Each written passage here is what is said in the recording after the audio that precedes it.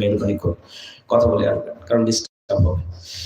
এই পলাশ বাড়িতে যারা বিবাহ করেছে, যদি বলা হয় আগামীকাল ফজরের নামাজে কারা কারা এসেছে আর কারা আসে নাই, তাদের নাম তালিকা করবেন।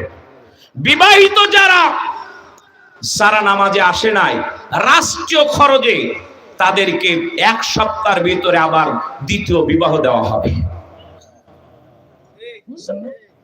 যারা বিয়ে করেছে এরা যদি ফজরের নামাজে ওক্তীয় নামাজে ঠিক মতো না আসে, ইমাম সাহেব আপনি ওদের নাম তালিকা করবেন।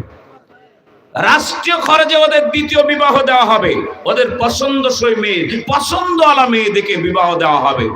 বলেন বাড়ির স্ত্রীরা সারা রাত ঘুমাবে? ঘুমাবে? লাঠি নিয়ে বসে থাকবে, যত ঘুমাসুক না কেন ফজরের আধা ঘন্টা আগে টাইমিয়ে আপনাকে উঠাবে, না হলে ঠান্ডা পানি ছেড়ে দেবে, দিয়ে যতক্ষণ ইমাম সাহেবের হাতে না আপনাকে পৌঁছাবে ও বাড়িতে এসে ঘুমাবে না। কারণ আপনি আর একটা বিয়ে করে বাড়িতে বউ নিয়ে আসবেন, আর আমি কি এর জায়গায় সিগারেট টানবো নাকি? অতএব